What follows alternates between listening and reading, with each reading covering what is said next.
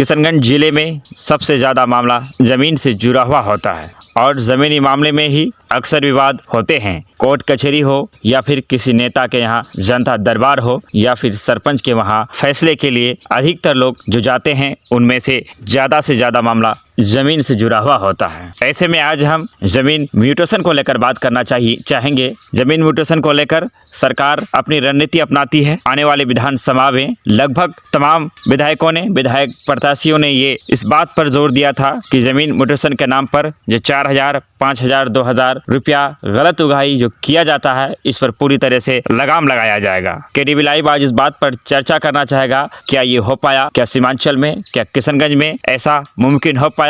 जमीन म्यूटेशन को लेकर केडीबी लाइव की टीम ने जब किशनगंज के किसी एक सीओ से, अंचल अधिकारी से बात किया तो उन्होंने कहा कि म्यूटेशन का प्रक्रिया ये है कि अगर आपने ऑनलाइन कर दिया तो ऑटोमेटिकली आपका म्यूटेशन हो जाएगा। आपको किसी को कागजात देने की जरूरत नहीं है, बशर्ते आपकी कागज सही हो। और इस बात का केडीबी लाइव के पास उनका रिकॉर्ड, उनकी वॉइस रिकॉर्ड भी मौजूद है। केडीबी लाइव आज आपसे ये सवाल करना चाहेगा, क्या सिर्फ ऑनलाइन कर देने से क्या आपकी ज़मीन म्यूटेशन हो जाती है? मुझे तो लगता है कि ऐसा नहीं हो पाता है। केडीबी लाइव एक मुहिम चलाना चाहता है और अगर आप किशनगंज से हैं, अगर आपने अपनी ज़मीन को म्यूटेशन कराने के लिए ऑनलाइन किया है और 1 माह से अधिक समय हो चुका है और आपकी ज़मीन म्यूटेशन नहीं हुई है, तो आप हमें वो जो रिसीविंग है, जो ऑनलाइन का जो कागज़ है वो देने का काम करें। अगर आप वो हमें भेजते हैं तो इसको लेकर जो राजस्व विभाग के मंत्री है उनसे मिलने का काम किया जाएगा और इस ज़मीन म्यूटेशन के जो मामला है इसे पूरी तरह से सार्वजनिक किया जाएगा।